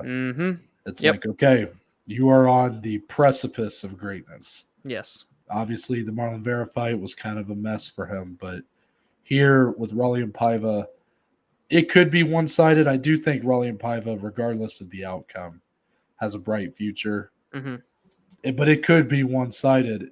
The biggest question mark for me is through all of Sean's fights so far, he really hasn't had the threat of the takedown. And because of that, he has been so loose, so comfortable to fight his kind of fight, the very exciting striking, a lot of spinning attacks, a lot of real nice kicks. He's got a lot of fun kicks. He gets in a very fun flow state. Yeah, very fluid in the cage. But now you do have the threat of the takedown. Raleigh Paiva will mix levels here. And because of that, how does that change Sean O'Malley's game plan? Will he throw as many kicks? Will he look to keep it with the hands? Will he be a little more stationary? Will he not be quite as fluid in his movement? Just a lot of things variables, I think, that make it very interesting because Sean has not really been tested in that area for the most part. Yeah. I think this is a great way to open the pay-per-view, though. Oh, 100%. Now, the headliner of our prelims is a great way to end the prelims. You ain't shitting. And that's 2 top 10 featherweights. This card is crazy. Josh Emmett makes his return. He's back. It's been over a year and a half, basically. Yeah, at this June point. of 2020. One of the underrated fights of the year of 2020 was his war with Shane Burgos, a fight he won, but tore every CL in that damn knee of his. Yeah, in the first Because of round, too. Yeah, and that's definitely something right there. Yeah.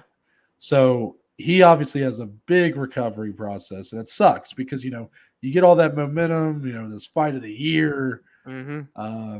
Then you're out for a year and a half, so you can't really capitalize. It's like Thiago Santos with the John Jones fight, like I mentioned earlier. But he's back. He's going up against a number 9 Dan Ige. Now, Ige looking to bounce back. He was in a headliner this summer with the Korean Zombie where he would lose.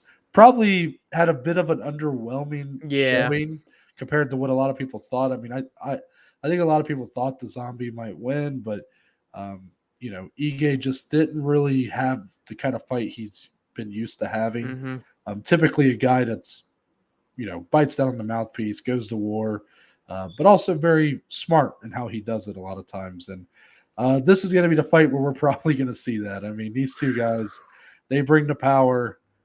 They bring the fight to their opponents. And to me, I'll be interested to see who takes a back step first. I mean, I think these two are going to literally move forward as soon as that bell goes off. They're going to basically move to the center. They're going to move forward until they got another guy in front of them, and they can't move any further forward. And I don't know how long this fight's going to last, but I am very excited to see it. And very durable guys as well. Should I mention that the durability of these two is off the charts, yet they finish fights at such a high clip that if this might become a war of nutrition as we go on into the later rounds. Well, that's what makes it interesting. As you say, they're very durable, but these two guys, these are the two guys in the top 10 of this featherweight division with not, KO, TKO power. No, they have one punch and your night type power. That's the type of, element that they're going to bring, but now they're against one another. Are they going to one punch KO each other? Or is it going to be a back and forth dog fight war? I'm very intrigued by this one. For one, Josh Emmett is on a 3-fight win streak, but is the knee injury, is the year and a half layoff going to hinder him? He's 36 years old now. So time relatively of the essence when you look at this featherweight division and how it just keeps churning out young up and coming prospects. And for Ige, he's 7-3 in the UFC. He's from the Contender Series. He's a great talent, and he's not going anywhere. But this is one where if he can win, he can stay amongst those top guys. And if he loses, he might turn into someone who kind of maybe gatekeeps the top 10, fights the new guys that are coming into the top 15. So a big fight for different reasons for both these guys, and it should be very fun. Question is, as Noah said, how long is it going to last? We'll see. Yeah. A fight that I do feel pretty confident goes to the judges' scorecards is our next one. Now we're talking about the bantamweight division. Dominick Cruz. Yeah, that's right. He's fighting. He's going up against Pedro Munoz, not Daniel Cormier. Right. He is fighting Pedro Munoz now. This fight is great matchmaking, I think. It is. I still think Dominick Cruz is severely being underrated and overlooked. I mean, this guy, yes, I know he's had these, he lost about to Cody, and then he had that very long layoff, the second one of his career. And then he came back against Cejudo and got finished, a little controversy with that. But, I mean, are we really going to pretend like Dominick Cruz isn't one of the best bantamweights in the world? Oh, one of the most unique talents, too. I mean, I know he's ranked number 10, and this is a stacked division, but, I mean, this guy is clearly, in my opinion, talent-wise, probably still top 5. And until that's proven otherwise, right, I don't see why. I wish he was on the main card of this. I thought he was weird that he was on the prelims back at UFC 259, was it? I think. Yeah, with Casey Kenny. So here with Pedro Munoz, though, and Munoz coming off of a co-main spot with Jose Aldo, a fight that he kind of got outworked. I mean, really, that was Aldo looking in his prime in that fight. So a very tough guy to have to go up against. Dominic, where do you see this fight going? How do you see it playing out here? I mean, it's very interesting, I think, matchup we're kind of getting with this one. What I thought was interesting was the very, very small soundbite of Dominick Cruz actually breaking down his fight with Daniel Cormier before they kind of went back to their little love affair. And he said he thinks that Pedro's going to march forward and try and take him down. That was a bit surprising to me, and I'm not saying that Pedro is not a good grappler. He has 8 submission wins in his career, but the Pedro we've seen for the past few years now is a guy that's going to stand and bang. I mean, he did it with Cody Garbrandt. He did it with Jimmy Rivera. He did it with Jose Aldo. He's not afraid to get in these firefights and, take a shot to give back more, and he's not necessarily like some wild brawler. He is very technical. He carries a lot of power, but he can get hit. He is a target at the end of the day. And Dominick Cruz, the way that he picks shots on the feet is so majestic. He's like, I don't know what animal I was thinking of, but something that just gallops in the field. That's what it's like watching Dominick Cruz fight. Like a horse? I don't know where I was going with it. I was going to say an elk or an antelope. I don't know what the fuck those are. Anyways, okay. I'm not a hunter or anything. Dominick Cruz moves around the octagon. He's so unique. He always has been. The closest thing to it is Corey Sandhagen. So this is going to be fun. I don't think it's going to be on the ground. I think this will be 3 rounds of stand-up. I do see a decision regardless of the winner here. I can't see Dominic getting finished. I definitely can't see him finishing Pedro Munoz. He's never been known to finish people throughout his career, and especially at the later stages.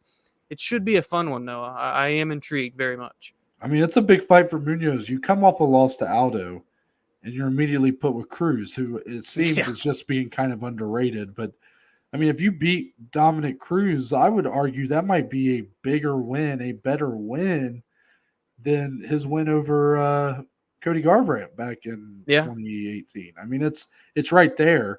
So for Munoz, you kind of go from a high profile loss and one that you kind of lost in one-sided fashion, and then you get kind of pivot into like a pretty equally as important fight. So not a lot of ground loss for Munoz, but this time he's got to take advantage of the opportunity. And I just, Cruz is such a puzzle.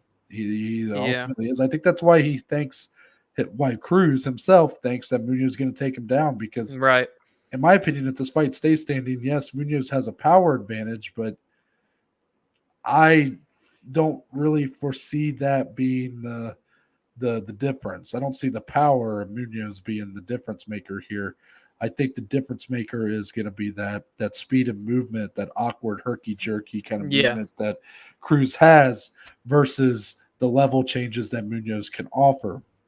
If he goes for takedowns and they get stuffed, well, at least you kind of stopped him. You have him, even if you get stuffed and you're up against the cage. Well, now you can at least clinch him up. You can at least try to put those hands on him a little bit. That's what Henry Cejudo did very well in their fight, and ultimately got a finish with the knee to the face. I think it should be a very interesting fight, and one that I think early on, maybe if I'm gonna switch it up, change it up, so we're not saying the same thing about all these fights. I think early on the winner might become very clear. All right, I like that. Last one here, Dominic, and it's in the heavyweight division. Number 11, Augusto Sakai looks to keep that number next to his name against Tai Tuivasa, who is officially back. I think we can say. The guy's had 3-3-3. He's had the 3-fight winning streak to start his UFC career.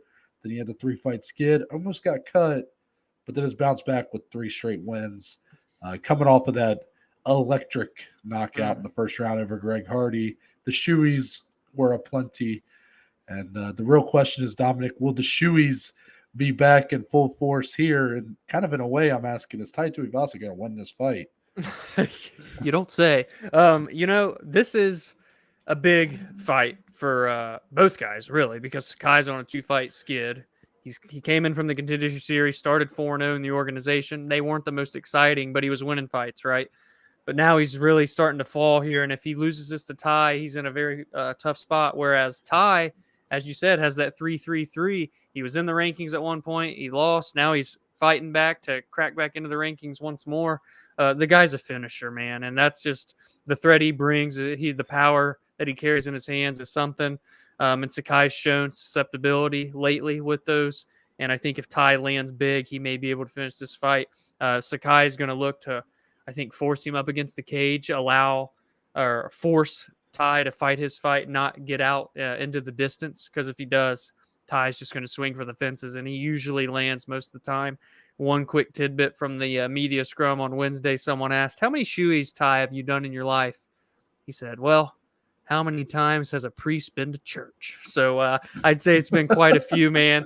And we may just be seeing one more shoey at UFC 269. What do you think? Yeah, let's not overlook, though. I'm not saying you are. I'm saying as the public, it's obvious Tuivasa is the more exciting fighter. He's the fighter that I enjoy watching a lot more. We've been personally underwhelmed with Augusto Sakai up to this point. Mm-hmm. Sakai plays a dangerous game every time out. He plays the long game, which is not something that heavyweight is known for. He's this big guy, but he tends to kind of grind out wins. Mm-hmm. And yes, he's knocked out an opponent or two on his way, but for the most part, he kind of is comfortable with trying to grind out wins, which is a dangerous game to play in this division.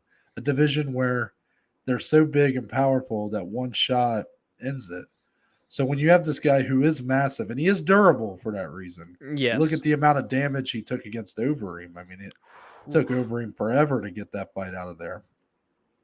Sakai is going to be looking to load up and bring it to him early. I don't think Sakai has any interest in the later rounds of this 3-rounder. I think he's looking to get this fight over early, and it's a risky move for both guys. Both guys are kind of playing into their opponent's hands almost. Sakai's going to want Tuivasa to try to throw himself out early, and then he can kind of whittle him away in rounds 2 and 3 and, get a decision win. While Tuivasa wants Sakai to be more of a stationary target, be, a bit caution to the punch, if you will, and he's just going to land bombs. So both guys kind of playing into their opponent's favor, at least in their mind. And because of that, I mean, it could be a very boring fight because of that. I would say if Sakai were to get the upper hand, but also we could get an electric first-round knockout, and there'll be shoeys going all over the place. So he's going to be grabbing shoes left and right on that bitch. Maybe if even with a knockout or something, maybe Tuivasa and Sakai can do a shoey together. Oh, that would be kind of fun. In the heart of in the sportsmanship, Of course. Let's go wrap it up for this edition of the Weekend Preview. Give us your thoughts on all the action going down on Saturday, any predictions you may have. And also you can follow that up with, if you want to be included on Monday's episode, you could always give us your thoughts after the fight. What were your gut reactions, your instant reactions to our main event or co-main event, any of these other fights we talked about. We'll feature it on the show and give our thoughts as well. So that is when we'll be back. We'll be back on Monday with the weekend recap. But until then, Dominic. Oh, also, Sunday, we do have regional showcase will be Cage Warriors. Yeah, they have a doubleheader this weekend. So I don't know. I can't remember which one I was going to have us watch, but we'll talk about it. But Cage Warriors, one of those two events will be for regional showcase. Until then, Dominic, tell the good people where they can find you on social media. Find me on Twitter, on Instagram, at DSlee14. More importantly, go follow, go engage, go interact with the podcast on Twitter, on Instagram, at BAJ_MMA podcast. Noah, the last pay-per-view preview show of the year. Take us on out. You can find me on Twitter, Instagram, at ntbaker_. If you go to my bio, there is a link that will take you to the link tree, which presents you with a list of links to all the platforms the podcast is on, along with the social media platforms. So that includes, but it's not limited to, got you again, you son of a bitch. All right, I'm going to lean back. You really thought. But it's not limited to the Twitter, the Instagram, the YouTube channel, and Spotify, Google, and Apple Podcast. It's all on there. And there's a couple links for today's sponsor, Anchor. Watch those hands. Watch those fingers, buddy. Shout out Anchor. You don't want to accidentally put those fingers in the camera. You know who loves me for my hands? Anchor does. First with Anchor, leave a voice message. Do it, people. Like Harry Bolzania did. Like our good friend Harry Bolzania. You too could be featured on the show. And there's a link if you want to become a supporter of the podcast. Any and all support is appreciated as we look to be the little engine that could and take this thing to the top. Oh yeah. But that's it. We're out. And we're gonna see y'all on Monday. Damn right.